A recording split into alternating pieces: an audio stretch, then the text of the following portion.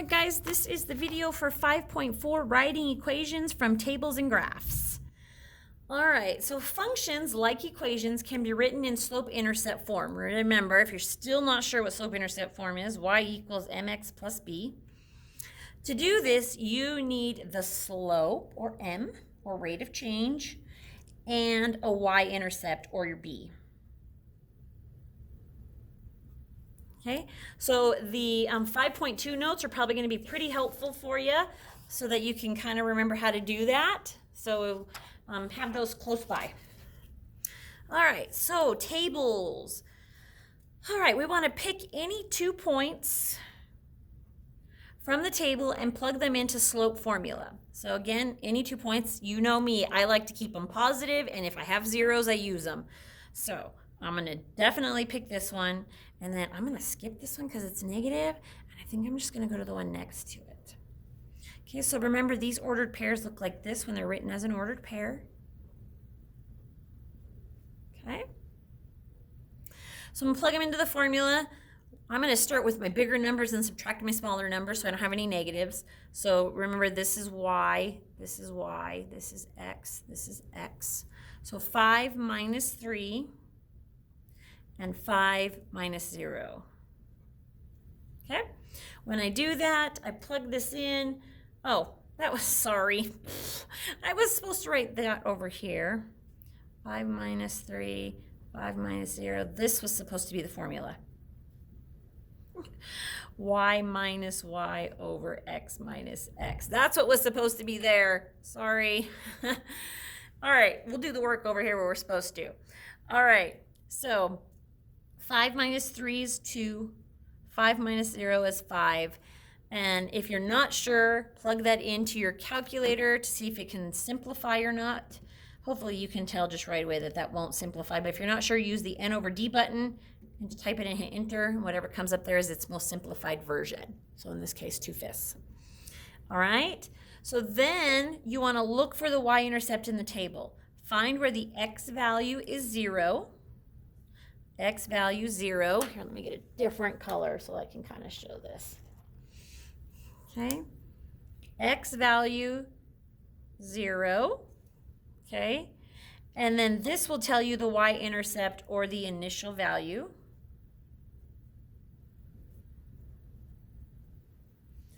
Or the b for your equation. Okay. The way you know is it's the y value associated with it. So find where the x value is 0, and then whatever that y value is, that's your b. Okay. So when I go to plug this into the equation, the y equals mx plus b, all I'm doing is substituting m and b. Guys, we've done this before, so this is super easy. It's just that most of the time we do it from word problems instead. So y equals, and then my m is 2/5. Remember to attach x, and then plus 3. There you go. That easy. Okay. From a graph, like I said, we've done this stuff before, guys. This should be way review. In fact, I'm pretty sure this is like the 3rd time we've done it. Find 2 exact points.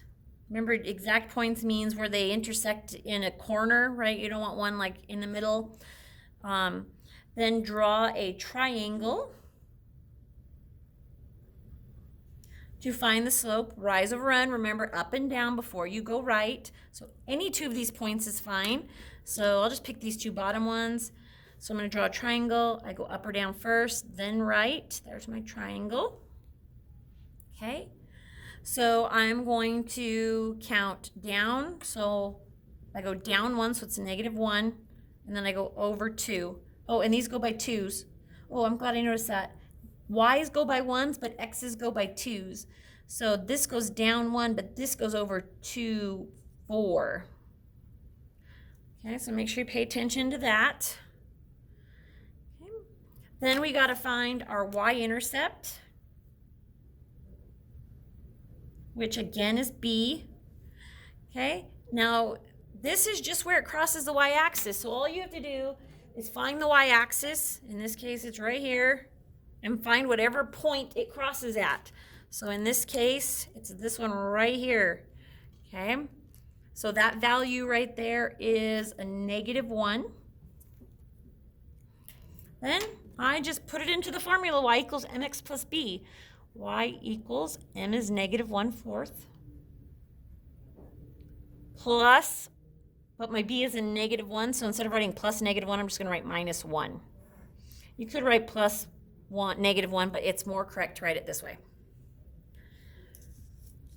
Okay, next page. All right, so let's take this now. See, now here we are back to word problems, which we've been doing a lot, so let's just make sure we understand this. Betty's Bakery uses a chocolate chip cookie recipe that calls for a certain ratio of brown sugar to butter. Use the graph to answer the questions below. What is the rate of change? Remember, rate of change is just slope. Okay, so to find slope, we're going to pick 2 points. 2 points have already been picked for us. We're going to go up or down before we go right. So from this point to this point, I have to go up and then right. And I'm going to pay attention to the numbers on the side, making sure they only go up by 1s or 2s or whatever so that I get this correct. So I go up 1, 2, 3. And then I go over 1, 2, 3, 4. So my slope is 3/4, or my rate of change is 3/4. Now, if you look at the words here, what this means is I need 3 cups of brown sugar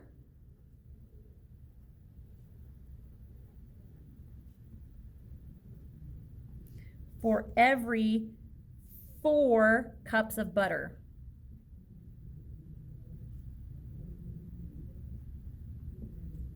That's what that tells me. Okay, what is the y-intercept? It's 0, right? The line intersects the y-axis at 0. Write the equation. Okay, so again, this is my b, this is my m. Okay, so when I put it into the equation, y equals mx plus b, y equals m, which is 3/4 x, plus, and this is plus 0, so I'm not going to write it. We don't write plus 0. If you were to write plus 0, I wouldn't count it wrong, but you should really get in the habit of not writing plus 0. Okay. What does the slope represent in this context of baking? Okay, so this basically goes here. It means that for every 3 cups of brown sugar, I need 4 cups of butter. Okay, can't believe I did that. I'm so smart, you guys. Just kidding. Okay, so basically that can just be written there. If you haven't written it yet, you can just write it there. Then what does the y-intercept mean in the context of this story? What it means is that 0, it means it's basically the point is 0, 0. So for 0 cups of brown sugar, I need 0 cups of butter. If I'm not going to make any cookies, I don't need any butter or brown sugar, is basically what that's telling me. Okay. Okay. I'm going to do this one with you, and then you guys are going to have to do this one on your own. So, a plane uses a certain amount of fuel based on the number of miles it travels. Use the table to answer the questions below. So, miles traveled will be our x, and gallons of fuel will be our y. Okay?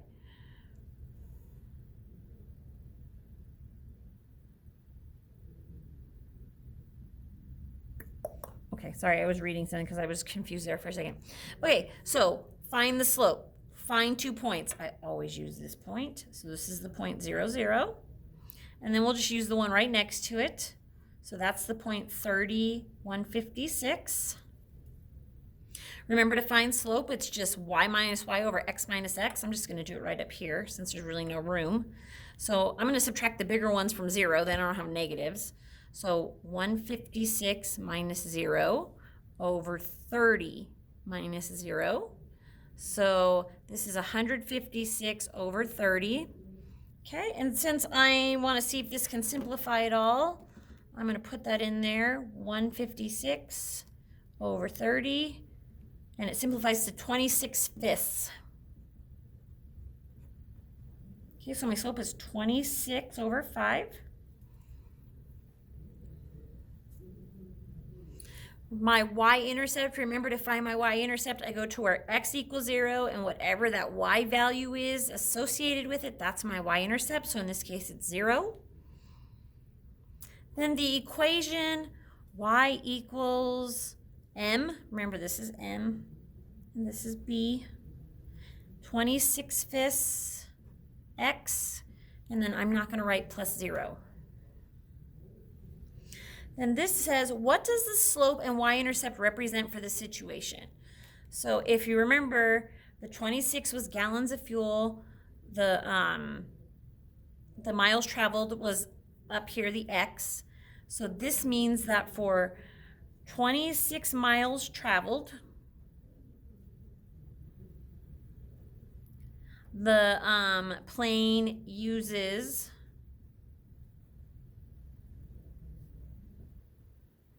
5 gallons of gas.